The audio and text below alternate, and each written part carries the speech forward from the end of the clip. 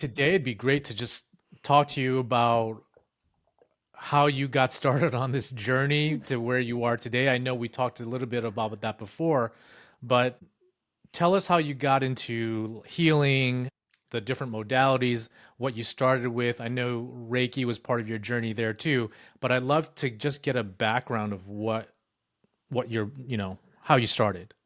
Absolutely. Yeah, as a very practical, grounded mechanical engineer, you might think from knowing me in college and all around those years that I'd be the last person to be talking about energy work. And it really started when my son was born. And I was a new mom and he's an infant, and I go to put him down in his crib because he's sleeping. He's finally sleeping. And so I have him in my hands and I put him down gently. And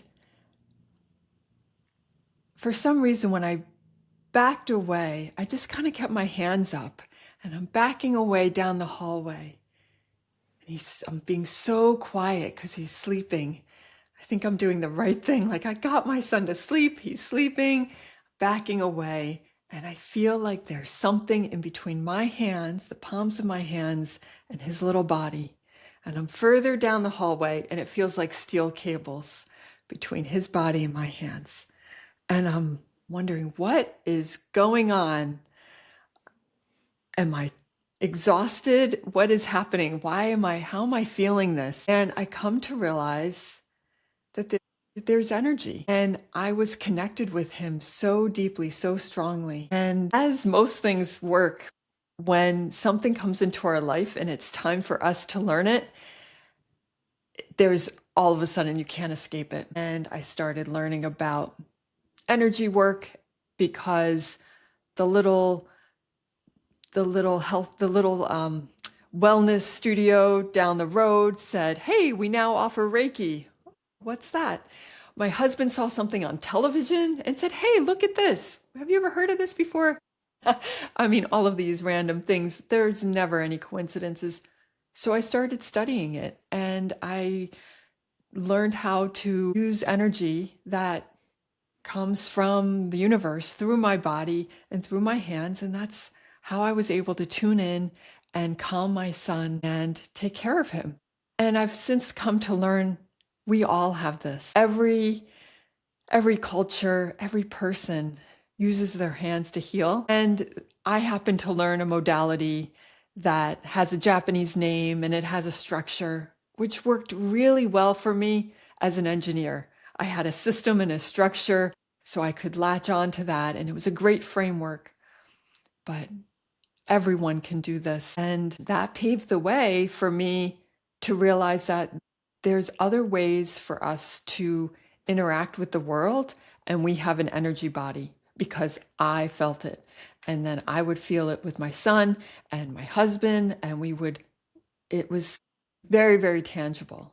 So that was the very beginning.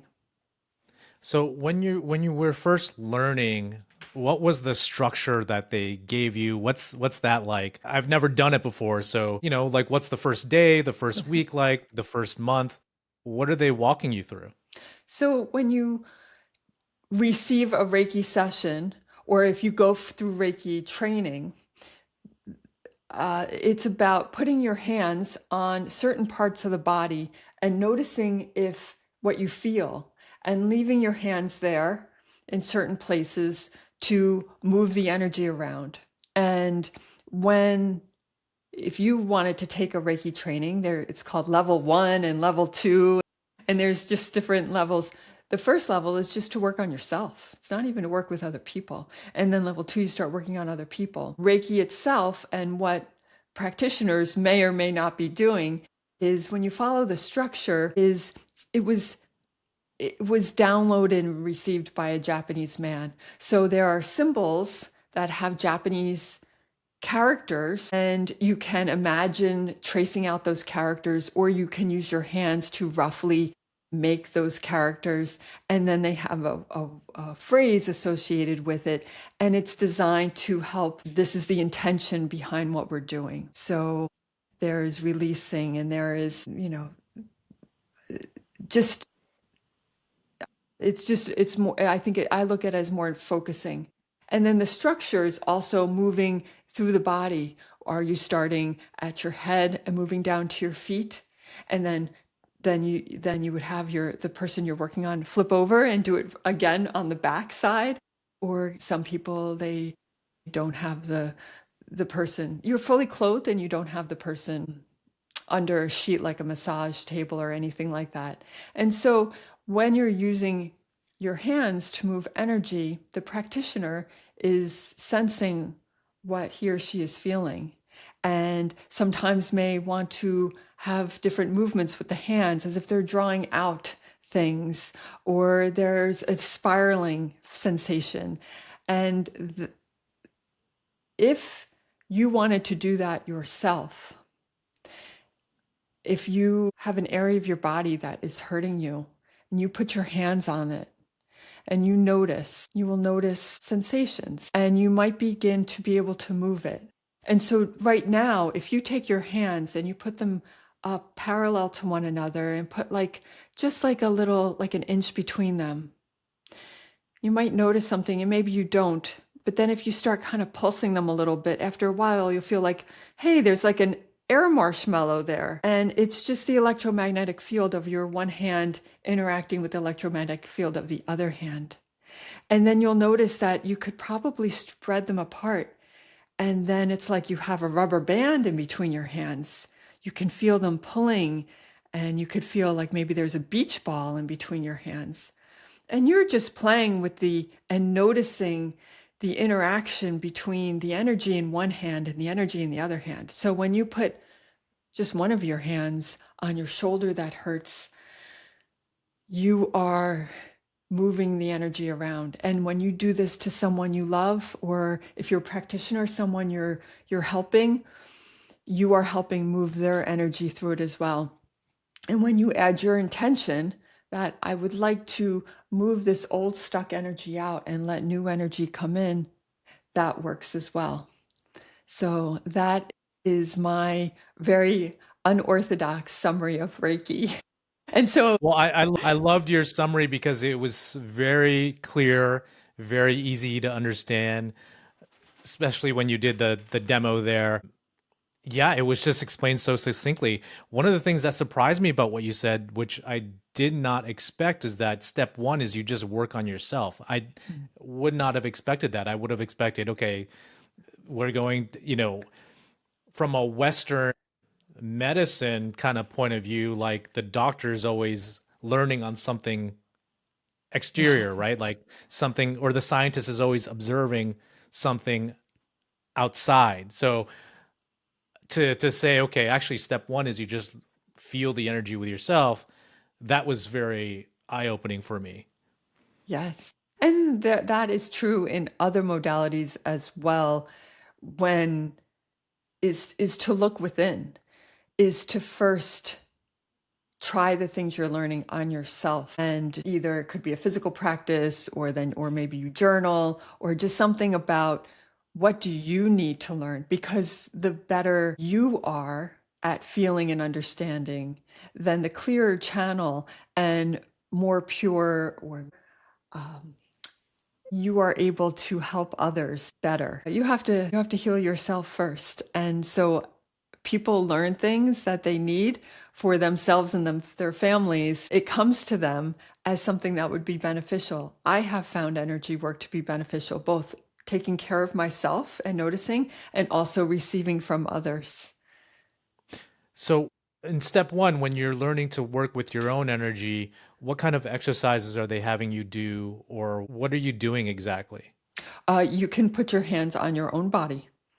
So just like you would be putting your hands on someone else, on the forehead, around the throat, the base of, you can do that yourself. This is done in Yeah, and then you can trade with other people, and you can somebody else who is learning as well. Usually in trainings, the first part of the day is learning from the instructor, and the second part of the day is practicing on your other classmates. And so then you get to feel what it feels like to receive. Sometimes it's hard to feel on our own bodies, and it's easier to feel on someone else because it's a different energy. So you can notice that difference right away.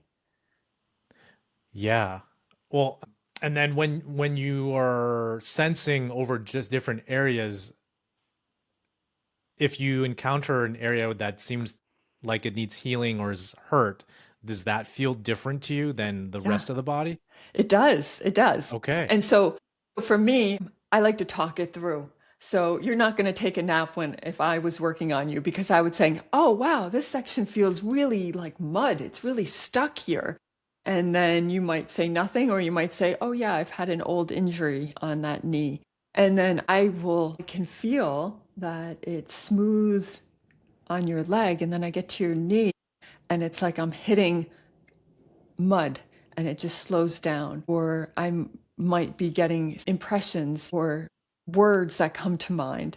One time I was giving a session to a woman and she was lying face down and I was working on her back because she said she had a lot of back pain. So I wanted to work on her back. And I was looking at her hands over her back and I said, "This is going to sound crazy, but I keep getting the phrase, there are words stuck here. There are words stuck in your back." And she laughed and she said, "Yes, I'm trying to write a book and it's stuck. And I have words stuck." And honestly, had some fear and we just worked through that. And she was able to resume her book writing and finish the book. And, sometimes we get tense because we're stressed about something and that causes our muscles to lock up. So she did have physical pain in her back and she knew that she should, do exercises and stretch and get massages, but she couldn't get rid of it. And so she knew, there's something else. And it was. And so energy of those emotions and that fear and I'm not a therapist and we didn't have to have a big discussion, but we did Mhm. acknowledge it like, yes, there is some fear around finishing and writing this book. And so I embraced that and worked on that area of her back. And she felt great relief. The muscles relaxed. And then over the following week, she was able to continue writing and finish it.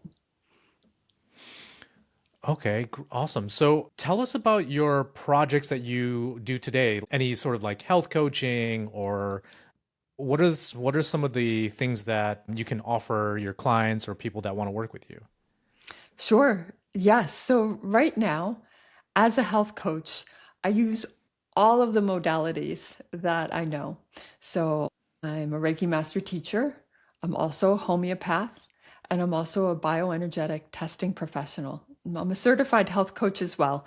So what I do is work with clients when they know that their symptoms mean something, but they haven't been able to figure it out. And what that means is they might have tried different specialists, or they might have tried what standard practitioners tell them to do, and it's just not getting better. And they know something is happening. So, what I do is you start with bioenergetic testing, which is a form of asking your innate intelligence, a bunch of questions, and I can figure out what's out of balance and also what you need to be into balance. And I use that to create a custom homeopathic remedy, which I imprint into drops that you can take by mouth or little patches that you can put on your body. And then I combine that with health coaching and I talk to my clients on a regular basis so that we can move through both the physical things that are out of balance as well as the emotional. So we're addressing, are you deficient in nutrients or are there some environmental toxicities? We're looking at the physical part as well as the emotional part. Homeopathy and energy work is great for that. So it all gets wrapped up into one coherent program. I call it the precision healing method. And it takes a little while. I usually work with my clients for 3 to 6 months because you probably didn't get this way overnight. It probably took a couple decades to get here. And so it Yeah. takes a few months to unravel.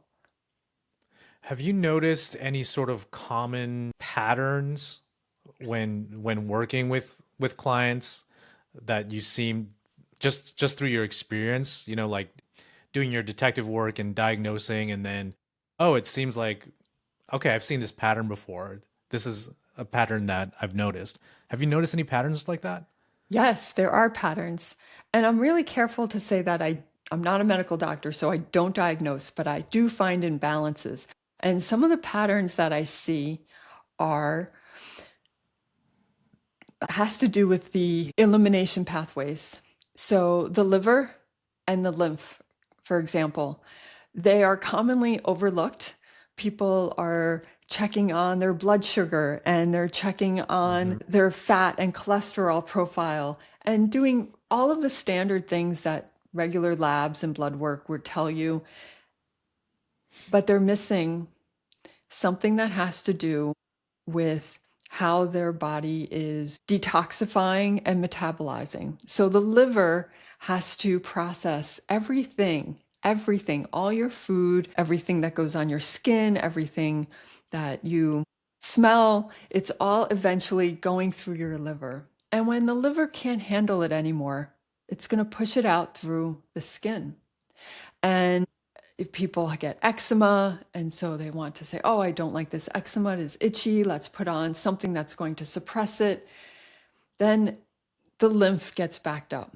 And the lymph is where all the waste that normally happen, like our cells are active, they are creating and being destroyed, and all of that is flowing through the waste. It's the waste stream, and that has to go back out through the liver and then out through the elimination pathways.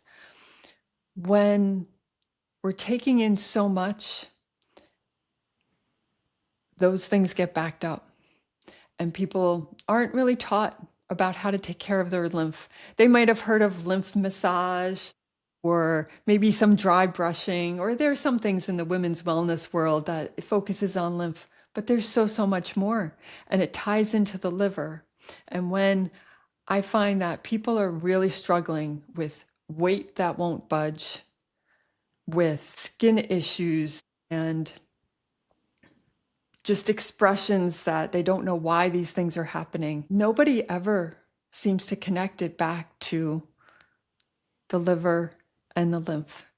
And when I work on those things with people, I check to see if that's really what needs it. Usually it is. Those are the things that really move the needle. Some ways you can support your liver and your lymph are by lymph tapping. There's major lymph points that you can tap. You can, and then bounce on a rebounder or just jump up and down. Sweating is so good. Eating some bitter greens, those that arugula, it's That so one's going to be helpful. hard to do.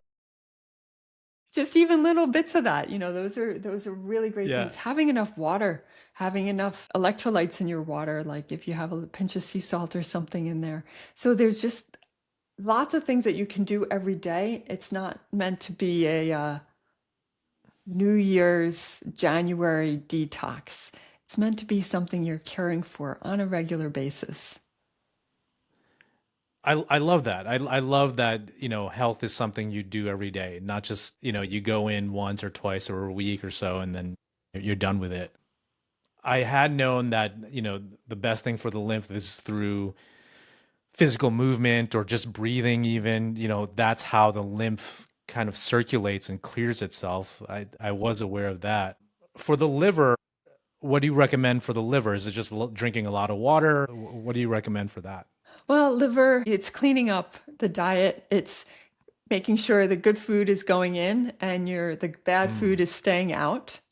And yeah. there are uh, there are supplements like milk thistle and some herbal remedies, and there are things that definitely support the helping the liver do its job. There are other practices as well that But one of the main ones is to make sure you're not constipated. So we work on that, making sure you have enough magnesium. Magnesium will help with that as well. But just to make sure that when your liver is metabolizing and taking care of hormones and so many things, that when it's ready to send it out to the colon, it's able to do so, and that's not blocked.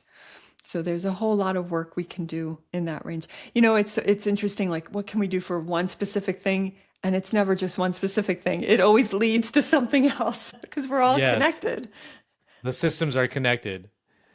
It's a very Eastern medicine way of looking at the body as systems that are all interconnected. Awesome.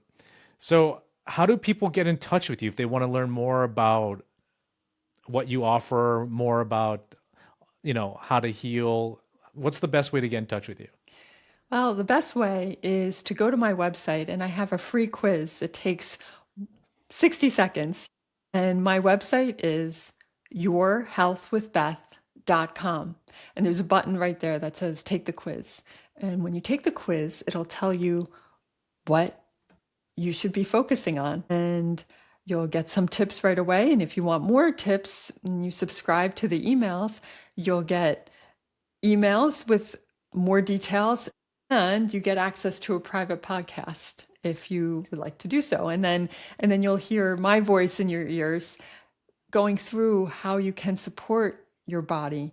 That is the first step. And then if you want to talk to me, there's a button on the website too that says speak with the health detective. But take the quiz. That's an easy first step.